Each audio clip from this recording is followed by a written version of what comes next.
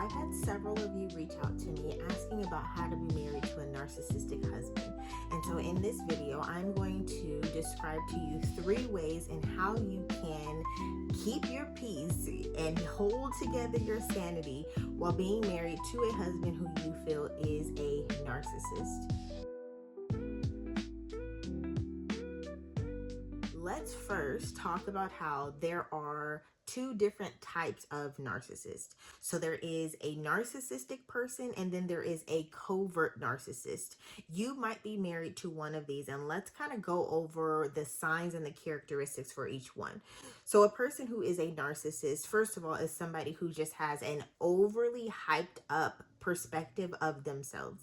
They want themselves to seem like they are so important, and it's like this inflated perspective of who they really are.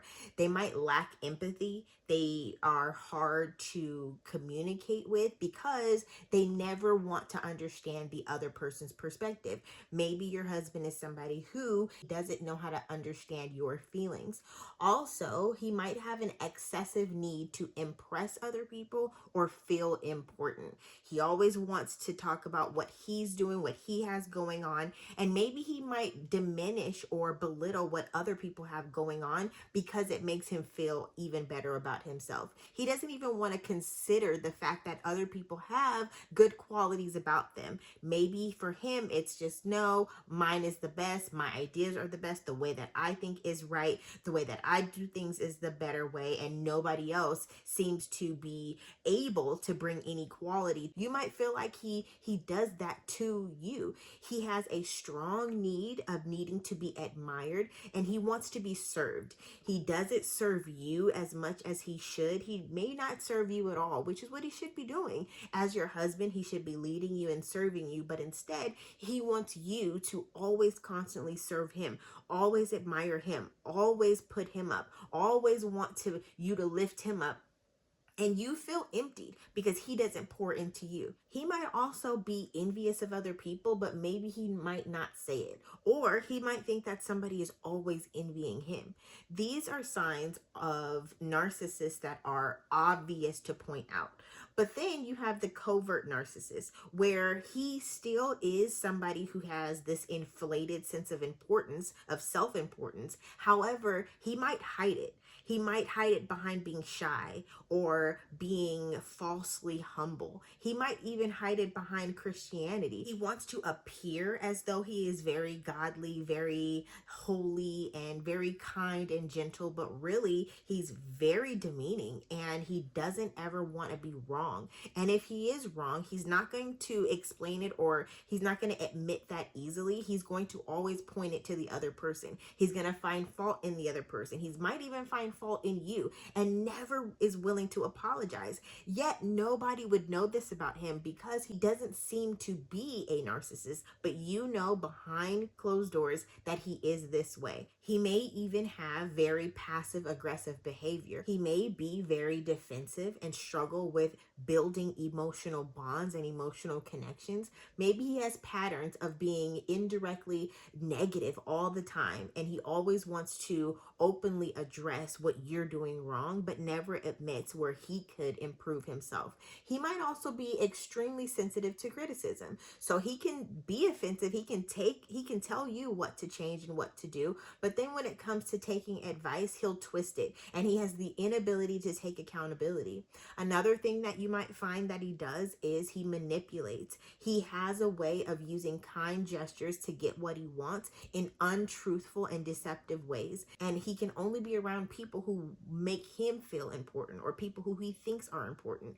And he doesn't want to show that, but really what he's doing is trying to figure out how he can use that for his own gain, how he can build himself up, how he can take advantage of what they can bring to the table. And he might feel that if somebody doesn't have what he has on his level, that they're no use for him. And so in a way, he's manipulative. He's really nice and kind to get what he wants. And then when you don't do things his way, he can turn on you. He can be very nasty and rude and even kind of alarming, but just a bully in a way. But he doesn't come off that way at first. So he might even have an hidden agenda where if things don't go the way that he wants them to go, then he will quickly discard you or disconnect from you or not even want to hear what it is that you have to say. Another expression of a covert narcissist or just a narcissist, either one, is that they always need to have power. They want to be the most important person and they want to be able to tell people what to do. Lastly, they might have very high self-centered expectations. Maybe they have like this long list of duties that you need to meet and this long list of qualifications that you need to meet, but yet they're not able to give off those types of ways themselves. These are things that you might experience and they're hard to deal with, especially being his wife, somebody that you have to be involved with most of the times of the day. It's hard. How do you find peace? How do you live with somebody who is this way and they won't listen to any clues that you're trying to give that they need to change? How can you be married to a husband this way? You're not interested in getting a divorce. You want to work things out with your husband. You're not in an abusive situation. Your husband has not abandoned you. Your husband is not cheating on you. You don't feel and you don't believe that there is a need for a divorce. You don't believe that that's going to be beneficial. You believe that getting a divorce is going to be way more harsh than it is just staying married to him, but figuring out how to remain sane, how to keep yourself pure, and how to be a good wife married to somebody who possibly may not change. And you realize that trying to change him is only going to cause an argument. It's only going to cause your peace to be disturbed, and you don't want that. So you want to know, how can you be married to a narcissistic husband and still remain a good wife? So here are 3 things that you can do. Number 1, you want to always remain humble. If he's narcissistic, be the opposite and know that you're not losing because you're choosing to take the lower level of self-reflection. You're not losing. You don't feel that you're insecure. You don't feel that you're taking a loss because you're choosing to be humble. That's not what humility is. But it is knowing your worth, knowing your value, knowing that you truly are the crown to your husband's head, as the scripture tells us. But you want to be kind. You want to be gentle. You want to have a modest estimate and expression of your own importance, and you just want to be the opposite of him. You don't need to prove yourself. When you know that he's wrong in any type of way, remain humble. Don't argue. Learn to just understand the bigger picture, knowing that Psalms 147 verse 6 tells us the Lord defends the humble, but he brings the proud down to the ground. And unfortunately, your husband may not be somebody who learns quickly. He might have a hard head. I heard someone say that a hard head makes for a soft behind. You're going to fall and it's going to hurt more than anybody else. Not because God wants to harm you, because he would never harm you, but he will let you get into situations that will humble you. And so if your husband is not learning from his mistakes, he will face some hard consequences.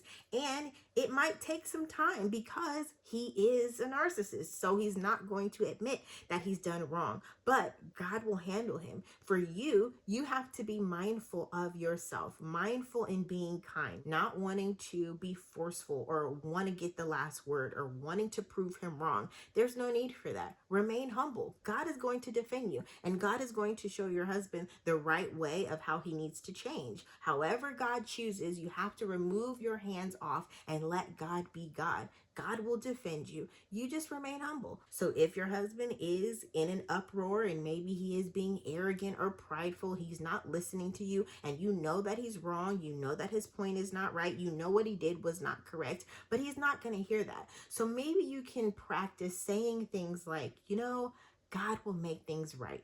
And leave it at that. Because pretty much what you're saying is, I know that God sees me and he knows the whole truth in this situation. But if I try to prove that to you, it's just going to go south, and I want to keep my peace. So you have to remain stable and secure in the fact that God is going to make all things right, and you keep yourself humble. This leads us right into number 2, which is to be emotionally secure.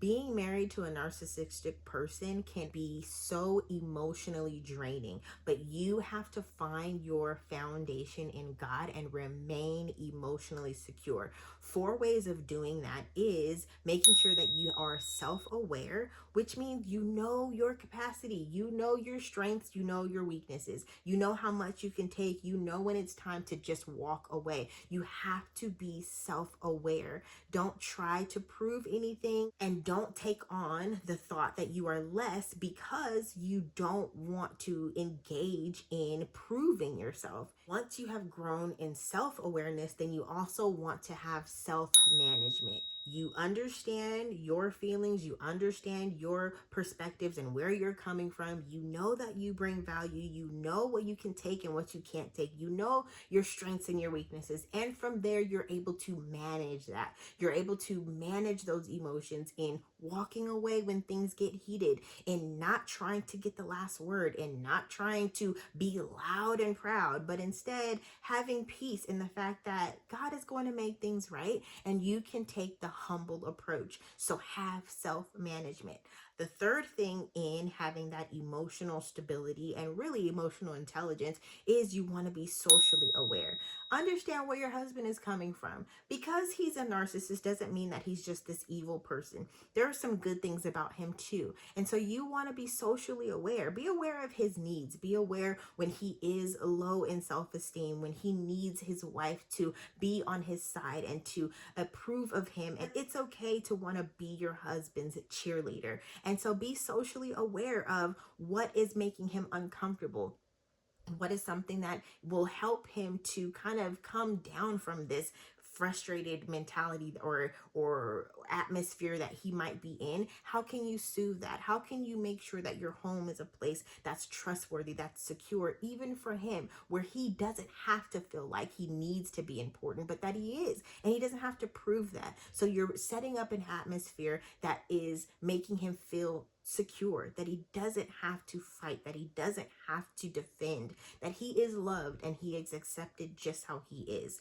That is a great way to also find yourself emotionally stable and secure. And then that leads you to the fourth thing, which is relationship management.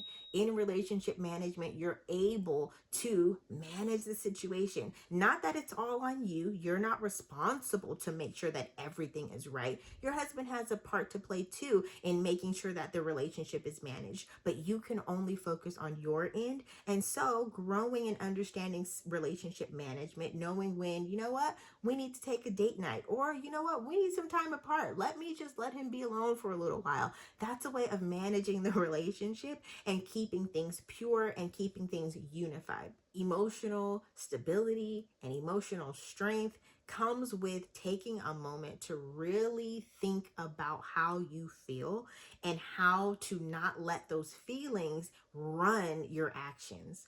I know that some of you may be feeling like, I'm married to this narcissist, and there are times when I absolutely hate my marriage.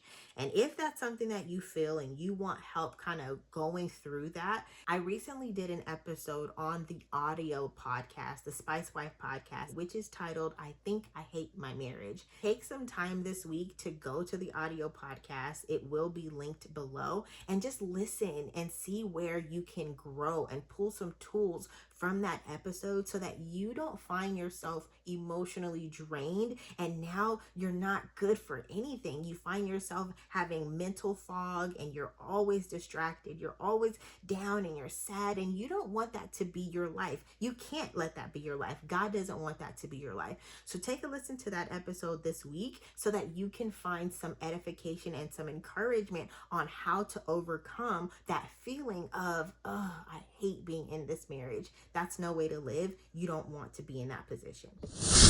Number 3, the third way and how you can maintain being a good wife when you are married to a narcissistic husband is you have to build spiritual strength. 1 Peter 3 verse 4, it says that you should clothe yourself with a gentle and quiet spirit, which is precious to the Lord. So in order for you to hear God's voice in the hardship of being married to a narcissistic man, you have to mature spiritually. You must have consistent moments of stillness. That is how you can develop that gentle and quiet spirit. You have to drown out the noise. There are so many opinions. People saying, oh, you need to just leave him. Oh, I wouldn't be married to him. Oh, there's no way that I can live with that. These are opinions that are negative, and all they're doing is weighing you down. You have to drown out the noise. Sometimes you have to turn off the television, turn off the loud noise of the radio and all the things happening. Have a moment of being still and being quiet. Turn off social media, turn off your phone. Just be still. Sit with the Lord. Pray and ask him to help you, to give you wisdom of how to process your thoughts, give you wisdom on how to interact with your husband, give you wisdom on how to love him, on how to build yourself. You have to have spiritual maturity. A person who is spiritually mature is a person who is quiet, not somebody who thinks that loudness is the way to go and wanting to be rude and declare what you feel and all of these things where you're actually just bringing strife. You're being a quarrelsome wife. You don't want to do that. That's not being spiritually mature. Get away from the noise. Having a gentle, quiet spirit.